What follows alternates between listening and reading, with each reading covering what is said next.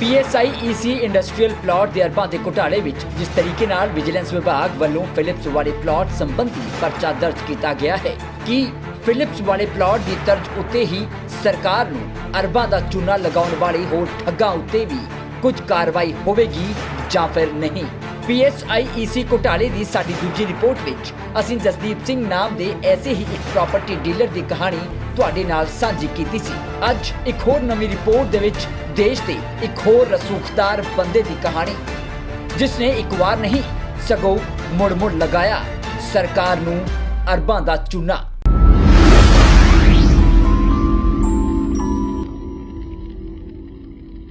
ਤੁਸੀਂ ਦੇਖ ਰਹੇ ਹੋ ਤਾਂ ਖਬਰਸਾਰ ਤੇ ਮੈਂ ਹਾਂ ਤੁਹਾਡੇ ਨਾਲ ਠਾਕੁਰ ਅਮਨਦੀਪ ਸਿੰਘ। PSIEC ਘੁਟਾਲਾ ਜੋ ਕਿ ਸੈਂਕੜੇ ਅਰਬਾਂ ਦਾ ਘੁਟਾਲਾ ਨਿਕਲ ਕੇ ਸਾਹਮਣੇ ਆ ਰਿਹਾ ਹੈ, ਜੇ ਵਿਜੀਲੈਂਸ ਦੀ ਮੰਨੀਏ ਉਸ ਖਬਰ ਬਾਬਤ ਯਾਨੀ ਕਿ ਉਸ ਘੁਟਾਲੇ ਬਾਬਤ ਸਾਡੀ ਪਹਿਲੀ ਰਿਪੋਰਟ ਦੇ ਵਿੱਚ ਹੀ ਮੈਡਮ ਨੀਲਿਮਾ ਦਾ ਜ਼ਿਕਰ ਵੀ ਹੋਇਆ ਸੀ। ਉਸ ਤੋਂ ਬਾਅਦ ਦੂਜੀ ਰਿਪੋਰਟ ਆਈ ਤੇ ਅੱਜ ਤੀਜੀ ਰਿਪੋਰਟ ਤੁਹਾਡੇ ਸਾਹਮਣੇ ਪੇਸ਼ ਕਰਨ ਲੱਗੇ ਹਾਂ। ਪਰ ਤੀਜੀ ਰਿਪੋਰਟ ਆਉਣ ਤੋਂ ਪਹਿਲਾਂ ਹੀ ਵਿਜੀਲੈਂਸ ਵੱਲੋਂ ਇਸ ਬਾਬਤ ਪਰਚਾ ਵੀ ਦਰਜ ਕੀਤਾ ਗਿਆ ਹੈ। ਹੁਣ ਤੀਜੀ ਰਿਪੋਰਟ ਤੁਹਾਡੇ ਸਾਹਮਣੇ ਪੇਸ਼ ਕਰੀ ਉਸ ਤੋਂ ਪਹਿਲਾਂ ਇੱਕ ਛੋਟਾ ਜਿਹਾ ਇੱਕ ਕਿੱਸਾ ਦੋ ਸਗੇ ਭਰਾਵਾਂ ਦਾ। ਐਸੇ ਭਰਾ ਜੋ ਬਚਪਨ ਤੋਂ ਹੀ ਪੈਸੇ ਕਮਾਉਣਾ ਚਾਹੁੰਦੇ ਸੀ ਬੇਤਹਾਸ਼ਾ ਕਿਸੇ ਵੀ ਹੱਦ ਤੱਕ ਜਾ ਕੇ। ਐਸੇ ਦੋ ਭਰਾਵਾਂ ਦਾ ਇੱਕ ਛੋਟਾ ਜਿਹਾ ਕਿੱਸਾ ਮੈਂ ਸੁਣਾਵਾਂਗਾ। ਹਾਲਾਂਕਿ ਕੋਈ ਵੀ ਇਸ ਕਿੱਸੇ ਨੂੰ ਇਸ ਖਬਰ ਦੇ ਨਾਲ ਇਸ ਘੁਟਾਲੇ ਦੇ ਨਾਲ ਜੋੜ ਕੇ ਨਾ ਦੇਖੇ। ਇੱਕ ਹੱਦ ਤੱਕ ਜਾਣ ਦੀ ਮਤਲਬ ਪੈਸੇ ਕਮਾਉਣ ਦੇ ਲਈ ਕਿਸ ਹੱਦ ਤੱਕ ਬੰਦਾ ਬਚਪਨ ਦੇ ਵਿੱਚ ਵੀ ਜਾ ਸਕਦਾ ਹੈ, ਉਸ ਦਾ ਇੱਕ ਉਦਾਹਰਣ ਹੈ। ਹੋਇਆ ਕਿ ਦੋ ਭਰਾ ਸੀ ਸਗੇ, 6ਵੀਂ 7ਵੀਂ ਕਲਾਸ ਦੇ ਵਿੱਚ ਹੋਣਗੇ ਜਦੋਂ ਪੜ੍ਹਦੇ ਸੀ। ਉਹਨਾਂ ਦੇ ਪਿਤਾ ਜੀ ਇੱਕ ਇੰਸ਼ੋਰੈਂਸ ਕੰਪਨੀ ਦੇ ਵਿੱਚ ਏਜੰਟ ਦਾ ਕੰਮ ਕਰਦੇ ਸੀ, ਇੰਸ਼ੋਰੈਂਸ ਏਜੰਟ ਸਨ। ਅਤੇ ਉਹਨਾਂ ਭਰਾਵਾਂ ਨੇ ਸੋਚਿਆ ਯਾਰ ਪੈਸਾ ਕਿਵੇਂ ਕਮਾਇਆ ਜਾਵੇ। ਬੇਸ਼ੱਕ 6ਵੀਂ 7ਵੀਂ ਕਲਾਸ ਵਿੱਚ ਸੀ ਪਰ ਦਿਮਾਗ ਵਿੱਚ ਪੈਸਾ ਬਹੁਤ ਸੀ, ਲਾਲਚ ਪੈਸੇ ਦਾ ਬਹੁਤ ਸੀ। ਅਤੇ ਉਹਨਾਂ ਨੇ ਆਪਣੇ ਇੱਕ ਦੋਸਤ ਦੇ ਨਾਲ ਸਕੀਮ ਘੜੀ। ਦੋਸਤ ਐਸਾ ਚੁਣਿਆ ਗਿਆ ਜਿਸ ਦੋਸਤ ਦੇ ਡੈਡੀ ਰਸੂਖਦਾਰ ਸੀ, ਪੈਸੇ ਵਾਲੇ ਸੀ।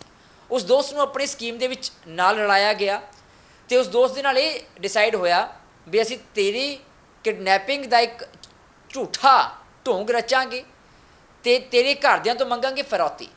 ਫਿਰੌਤੀ ਵਿੱਚ ਜੋ ਕੁਛ ਵੀ ਮਿਲਿਆ 50% ਤੇਰਾ ਅਤੇ 50% ਦੋਹਾਂ ਭਰਾਵਾਂ ਦਾ।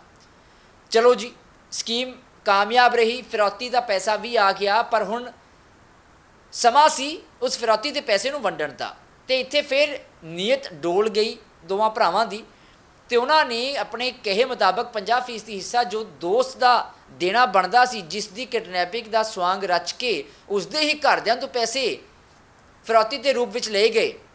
ਉਸ ਦੋਸਤ ਨੂੰ 50% ਹਿੱਸਾ ਦੇਣ ਦੀ ਬਜਾਏ ਉਸ ਨੂੰ 25% ਹਿੱਸਾ ਹੀ ਦਿੱਤਾ ਗਿਆ ਅਤੇ 75% ਹਿੱਸਾ 6ਵੀਂ 7ਵੀਂ ਕਲਾਸ ਦੇ ਉਹ ਦੋਵੇਂ ਭਰਾ ਸਗੇ ਭਰਾ ਉਹ ਖਾ ਕੇ। ਅਤੇ ਉਹਨਾਂ ਦਾ ਜੇ ਬਚਪਨ ਵਿੱਚ ਹੀ ਮਾਈਂਡਸੈਟ ਪੈਸੇ ਨੂੰ ਲੈ ਕੇ ਇਸ ਤਰੀਕੇ ਦਾ ਸੀਗਾ, ਕ੍ਰਾਈਮ ਇਸ ਲੈਵਲ ਦਾ ਉਹਨਾਂ ਦੇ ਦਿਮਾਗ ਵਿੱਚ ਵੜਿਆ ਹੋਇਆ ਸੀ। ਅਤੇ ਵੱਡੇ ਹੋ ਕੇ ਉਹ ਕੀ ਕੁਛ ਕਾਰੇ ਕਰਨਗੇ ਜਾਂ ਫਿਰ ਹੁਣ ਤੱਕ ਕੀਤੇ ਹੋਣਗੇ ਇਹ ਰੱਬ ਜਾਣਦਾ ਹੈ। ਖੈਰ, PSIEC ਦੇ ਕਥਿਤ ਕਰੋੜਾਂ ਅਰਬਾਂ ਦੇ ਘੁਟਾਲੇ ਬਾਬਤ ਸਾਡੀ ਪਿਛਲੀ ਰਿਪੋਰਟ ਵਿੱਚ ਅਸੀਂ ਤੁਹਾਨੂੰ ਜਸਦੀਪ ਸਿੰਘ ਨਾਂ ਦੇ ਇੱਕ ਪ੍ਰਾਪਰਟੀ ਡੀਲਰ, ਉਸ ਦੀ ਧਰਮ ਪਤਨੀ ਮਨਪ੍ਰੀਤ ਕੌਰ ਅਤੇ ਅਮਰਟੈਕਸ ਦੇ ਮਾਲਕ ਅਰੁਣ ਗਰੋਵਰ ਦੇ ਬੇਟੇ ਸ਼ਿਵਮ ਗਰੋਵਰ ਉੱਤੇ ਹੋਏ ਵੱਖ-ਵੱਖ ਪਰਚਿਆਂ ਬਾਰੇ ਦੱਸਿਆ ਸੀ। ਨਾਲ ਹੀ ਇਹ ਵੀ ਦੱਸਿਆ ਸੀ ਕਿ ਕਿਵੇਂ ਉਹਨਾਂ ਪਰਚਿਆਂ ਦੇ ਰੱਦ ਹੋਣ ਨਾਲ ਕਿਸੇ ਇੱਕ ਜੱਜ ਸਾਹਿਬ ਦੀ ਰਿਹਾਇਸ਼ ਦਾ ਇਤਫਾਕ ਜੁੜਿਆ ਹੋਇਆ ਹੈ। ਅੱਜ ਤੁਹਾਡੇ ਸਾਹਮਣੇ ਲੈ ਕੇ ਹਾਜ਼ਰ ਹਾਂ PSIEC ਘੁਟਾਲੇ ਦੀ ਤੀਜੀ ਰਿਪੋਰਟ। ਆਪਣੇ ਕਹੇ ਮੁਤਾਬਕ ਅੱਜ ਦੀ ਰਿਪੋਰਟ ਵਿੱਚ ਅਸੀਂ ਤੁਹਾਡੇ ਸਾਹਮਣੇ ਫੋਕਲ ਪੁਆਇੰਟ ਫੇਜ਼ 7 ਮੋਹਾਲੀ ਦੇ ਪਲਾਟ ਨੰਬਰ A28 ਅਤੇ B74 ਨਾਲ ਸੰਬੰਧਿਤ ਕੁਝ ਗੱਲਾਂ, ਕੁਝ ਤੱਥ ਪੇਸ਼ ਕਰਾਂਗੇ।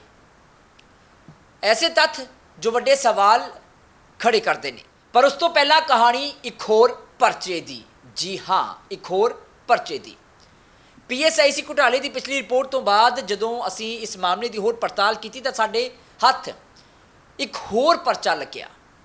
ਤੁਸੀਂ ਬਿਲਕੁਲ ਸਹੀ ਸੁਣਿਆ, ਇੱਕ ਹੋਰ FIR, ਉਹ FIR ਜੋ ਅੱਜ ਤੋਂ ਕਰੀਬਨ 28 ਸਾਲ ਪਹਿਲਾਂ ਮੋਹਾਲੀ ਵਿੱਚ ਹੀ ਦਰਜ ਕੀਤੀ ਗਈ ਅਤੇ ਪਰਚਾ ਕਿਸੇ ਹੋਰ ਉੱਤੇ ਨਹੀਂ ਸਗੋਂ ਦਰਜ ਹੋਇਆ ਸੀ ਜਸਦੀਪ ਸਿੰਘ ਉਰਫ ਜਸਦੀਪ प्रॉपर्टी ਡੀਲਰ ਅਤੇ ਹੋਰਨਾਂ ਉੱਤੇ।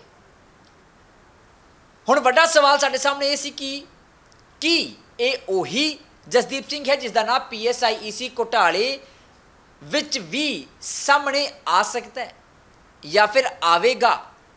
ਤਾਂ ਸਾਨੂੰ ਇਸ ਸਵਾਲ ਦਾ ਜਵਾਬ ਉਸ ਪਰਚੇ ਵਿੱਚ ਹੀ ਮਿਲ ਗਿਆ, ਕਿਉਂਕਿ ਪਰਚੇ ਵਿੱਚ ਲਿਖਿਆ ਸੀ ਜਸਦੀਪ ਸਿੰਘ ਪ੍ਰਾਪਰਟੀ ਡੀਲਰ, ਮਕਾਨ ਨੰਬਰ 202 ਫੇਜ਼ 3B1 ਮੋਹਾਲੀ। ਹੁਣ ਸਾਡੀ ਜਾਣਕਾਰੀ ਮੁਤਾਬਕ ਸਾਲ 1994 ਵਿੱਚ ਫੇਜ਼ 3B1 ਮੋਹਾਲੀ ਦੇ ਮਕਾਨ ਨੰਬਰ 202 ਦੇ ਵਿੱਚ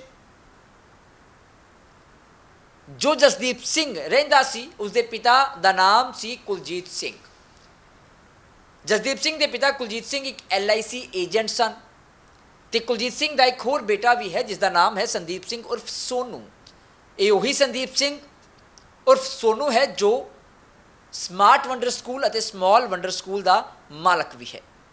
ਹੈਰਾਨੀ ਇਸ ਗੱਲ ਦੀ ਹੈ ਕਿ ਅੱਜ ਤੋਂ 28 ਸਾਲ ਪਹਿਲਾਂ ਵੀ 5 ਅਕਤੂਬਰ 1994 ਨੂੰ ਦਰਜ ਹੋਈ FIR ਦੇ ਮੁਤਾਬਕ ਜਸਦੀਪ ਸਿੰਘ ਨੇ ਅਰਬਨ ਅਸਟੇਟ ਪੰਜਾਬ ਮਕਾਨ ਉਸਾਰੀ ਬੋਰਡ ਮੋਹਾਲੀ ਦੇ ਤਤਕਾਲੀ ਮਿਲਕ ਅਫਸਰ ਅਤੇ ਹੋਰ ਕਰਮਚਾਰੀਆਂ ਸਣੇ ਕੁਝ ਪ੍ਰਾਪਰਟੀ ਡੀਲਰਾਂ ਦੇ ਨਾਲ ਮਿਲ ਕੇ ਕਰੀਬ 120 ਪਲਾਟਾਂ ਵਿੱਚ ਘਪਲੇਬਾਜ਼ੀ ਕੀਤੀ ਸੀ।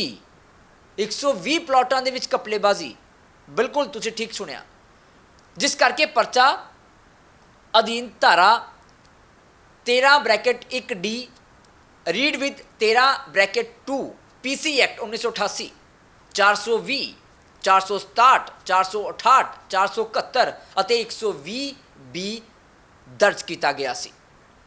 ਉਸ ਪਰਚੇ ਦਾ ਫਿਰ ਕੀ ਬਣਿਆ? ਕਿ ਉਹ ਖਾਰਿਜ ਹੋ ਗਿਆ ਸੀ ਜਾਂ ਫਿਰ ਨਹੀਂ?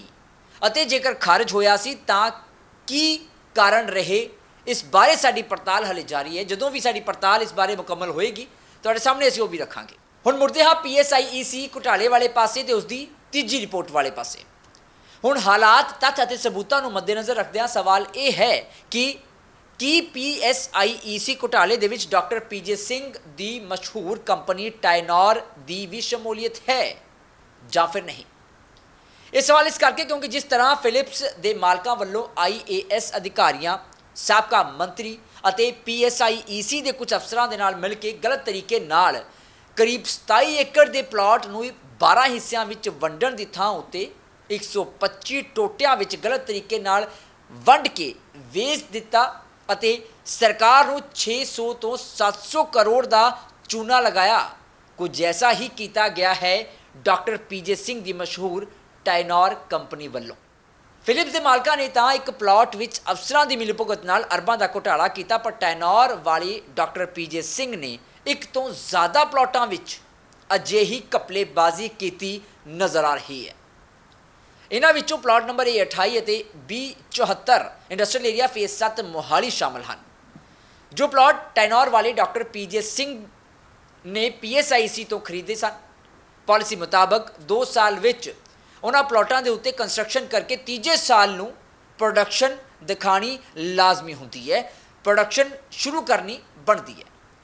ਮੈਡੀਕਲ ਇਕਵਿਪਮੈਂਟ ਬਣਾ ਕੇ ਵੇਚਣ ਵਾਲੀ ਟਾਈਨੌਰ ਕੰਪਨੀ ਨੇ ਪਲਾਟ ਨੰਬਰ A28 ਉੱਤੇ ਪ੍ਰੋਡਕਸ਼ਨ ਕਰਕੇ ਕੋਈ ਪ੍ਰੋਡਕਟ ਵੇਚਣ ਦੀ ਥਾਂ ਬੜੀ ਚਲਾਕੀ ਦੇ ਨਾਲ ਇਸ ਪਲਾਟ ਦੀ ਹੀ ਦਲਾਲੀ ਕਰ ਛੱਡੀ ਅਤੇ ਆਪਣੇ ਕੁੜਮ ਪ੍ਰਾਪਰਟੀ ਡੀਲਰ ਜਸਦੀਪ ਸਿੰਘ ਉਰਫ ਜਸਦੀਪ ਪ੍ਰਾਪਰਟੀ ਡੀਲਰ ਅਤੇ ਜਸਦੀਪ ਸਿੰਘ ਦਾ ਭਰਾ ਸਮਾਰਟ ਵੰਡਰ ਸਕੂਲ ਅਤੇ ਸਮਾਲ ਵੰਡਰ ਸਕੂਲ ਦੇ ਮਾਲਕ ਸੰਦੀਪ ਸਿੰਘ ਦੇ ਨਾਲ ਮਿਲ ਕੇ ਬੈਠੇ ਬਿਠਾਏ ਕਰੋੜਾਂ ਰੁਪਏ ਕਮਾਉਣ ਦੀ ਨੀਅਤ ਦੇ ਨਾਲ 26,000 ਸਕੁਅਰ ਯਾਰਡ ਦੇ ਇਸ ਪਲਾਟ ਦੇ ਟੋਟੇ ਕਰ ਦਿੱਤੇ, ਜਿਸ ਦਾ ਅਰਬਾਂ ਦਾ ਮੁਨਾਫਾ ਖੱਟਿਆ ਟਾਈਨੌਰ ਵਾਲੇ ਡਾਕਟਰ PJ ਸਿੰਘ ਹੋਣਾ ਨੇ ਅਤੇ ਅਰਬਾਂ ਦਾ ਨੁਕਸਾਨ ਝੱਲਿਆ ਸਰਕਾਰ ਨੇ। ਹੁਣ ਸਵਾਲ ਇਹ ਹੈ ਕਿ ਕੀ ਇੰਡਸਟਰੀ ਲਗਾਉਣ ਦੇ ਲਈ ਲਏ ਇਸ ਪਲਾਟ ਨੂੰ ਮਨਜ਼ੂਰੀ ਦੇ ਨਾਲ ਟੋਟੇ ਕਰਕੇ ਵੇਚਿਆ ਗਿਆ ਹੈ ਜਾਂ ਫਿਰ ਬਿਨਾਂ ਮਨਜ਼ੂਰੀ ਤੋਂ? ਨਾਲੇ ਇੰਡਸਟਰੀਅਲ ਪਲਾਟ ਇੰਡਸਟਰੀ ਲਗਾਉਣ ਦੇ ਲਈ ਦਿੱਤਾ ਜਾਂਦਾ ਹੈ ਤੇ ਜੇਕਰ ਟੈਨੌਰ ਵਾਲੇ ਡਾਕਟਰ PJ ਸਿੰਘ ਨੇ ਇੰਡਸਟਰੀ ਨਹੀਂ ਲਗਾਉਣੀ ਸੀ, ਇਹ ਪਲਾਟ PSIEC ਜਾਂ ਫਿਰ ਸਰਕਾਰ ਨੂੰ ਸਰੈਂਡਰ ਕਿਉਂ ਨਹੀਂ ਕੀਤਾ ਗਿਆ? ਜਿਹੜਾ ਅਰਬਾਂ ਦਾ ਮੁਨਾਫਾ ਬਿਨਾਂ ਡੱਕਾ ਤੋੜੇ ਡਾਕਟਰ ਪੀਜੇ ਸਿੰਘ, ਜਸਦੀਪ ਸਿੰਘ ਪ੍ਰਾਪਰਟੀ ਡੀਲਰ ਅਤੇ ਹੋਰਨਾਂ ਨੇ ਕਮਾਇਆ ਉਹੀ ਮੁਨਾਫਾ PSIEC ਵੀ ਕਮਾ ਸਕਦੀ ਸੀ। ਪਰ ਕਿਹੜੇ ਅਜਿਹੇ ਅਫਸਰਾਂ ਦੀ ਮਿਲੀਭੁਗਤ ਕਰਕੇ ਅਰਬਾਂ ਦਾ ਨੁਕਸਾਨ PSIEC ਦੇ ਖਾਤੇ ਵਿੱਚ ਪਾਇਆ ਗਿਆ? ਇਹ ਬਹੁਤ ਵੱਡਾ ਸਵਾਲ ਹੈ। ਪਰ ਇੱਥੇ ਧਿਆਨ ਦੇਣ ਯੋਗ ਹੈ ਕਿ ਸਰਕਾਰ ਦਾ ਅਰਬਾਂ ਦਾ ਨੁਕਸਾਨ ਕਰਵਾਉਣ ਪਿੱਛੇ ਕੁਝ ਸਰਕਾਰੀ ਅਧਿਕਾਰੀ ਵੀ ਸ਼ਾਮਲ ਹਨ, ਜੋ ਸਰਕਾਰ ਦਾ ਅਰਬਾਂ ਦਾ ਨੁਕਸਾਨ ਕਰਵਾ ਕੇ ਵੀ ਮੁਨਾਫੇ ਵਿੱਚ ਰਹੇ, ਫਾਇਦੇ ਵਿੱਚ ਰਹੇ। ਐਸੇ ਅਧਿਕਾਰੀਆਂ ਨੂੰ ਕਾਲੀਆਂ ਭੇਡਾਂ ਵੀ ਕਿਹਾ ਜਾ ਸਕਦਾ ਹੈ। ਉਹਨਾਂ ਬਾਰੇ ਵੀ ਆਉਣ ਵਾਲੀ ਰਿਪੋਰਟ ਵਿੱਚ ਤੁਹਾਨੂੰ ਜਗਜ਼ਾਹਰ ਕਰਾਂਗੇ। ਇਸ ਬਾਬਤ ਸਾਡੀ ਗੱਲਬਾਤ ਟੈਨੋਰ ਵਾਲੇ ਡਾਕਟਰ ਪੀਜੇ ਸਿੰਘ ਹੋਣਾ ਦੇ ਨਾਲ ਵੀ ਹੋਈ ਹੈ। ਕੀ ਗੱਲਬਾਤ ਹੋਈ ਹੈ, ਸਾਡੇ ਸਵਾਲਾਂ ਦੇ ਉਹਨਾਂ ਨੇ ਜਵਾਬ ਕੀ ਦਿੱਤੇ ਨੇ, ਉਹ ਚੌਥੀ ਰਿਪੋਰਟ ਦੇ ਵਿੱਚ ਤੁਹਾਨੂੰ ਦਿਖਾਵਾਂਗੇ, ਸੁਣਾਵਾਂਗੇ, ਕਿਉਂਕਿ ਗੱਲਬਾਤ ਬੜੀ ਡਿਟੇਲ ਦੇ ਵਿੱਚ ਹੈ। ਡਾਕਟਰ ਪੀਜੇ ਸਿੰਘ ਨੇ ਕਈ ਮੌਕਿਆਂ ਦੇ ਕਹਾਣੀਆਂ ਬਣਾਉਣ ਦੀ ਵੀ ਕੋਸ਼ਿਸ਼ ਕੀਤੀ, ਪਰ ਸਾਡਾ ਸਿੱਧਾ ਤੇ ਸਾਫ਼ ਸਵਾਲ ਸੀ, ਉਸ ਸਵਾਲ ਦਾ ਕੀ ਜਵਾਬ ਮਿਲਿਆ ਹੈ ਤੁਸੀਂ ਅਗਲੀ ਰਿਪੋਰਟ ਵਿੱਚ ਦੇਖਣਾ। ਪਰ ਇੱਕ ਗੱਲ ਹੋਰ ਤੁਹਾਨੂੰ ਦੱਸਾਂਗਾ ਕਿ ਜਦੋਂ ਅਸੀਂ PSIEC ਘੁਟਾਲੇ ਬਾਬਤ ਪੜਤਾਲ ਕਰ ਰਹੇ ਸੀ ਤਾਂ ਸਾਡੇ ਹੱਥ ਕੁਝ ਹੋਰ ਵੀ ਤੱਥ ਲੱਗੇ। ਤੱਥ ਐਸੇ ਕਿ ਇੱਕ ਮਹਿੰਗੀ ਗੱਡੀ ਜਿਸ ਦਾ ਨਾਮ ਮਸਟੈਂਗ ਕਿਹਾ ਜਾਂਦਾ ਹੈ, ਮਸਟੈਂਗ ਗੱਡੀ ਕਿਵੇਂ ਨਵੀਂ ਨਕੋਰ ਲਈ ਜਾਂਦੀ ਹੈ, ਕਿਵੇਂ ਕੁਝ ਦਿਨਾਂ ਤੋਂ ਬਾਅਦ ਹੀ ਉਸ ਨੂੰ ਵੇਚ ਵੀ ਦਿੱਤਾ ਜਾਂਦਾ ਹੈ।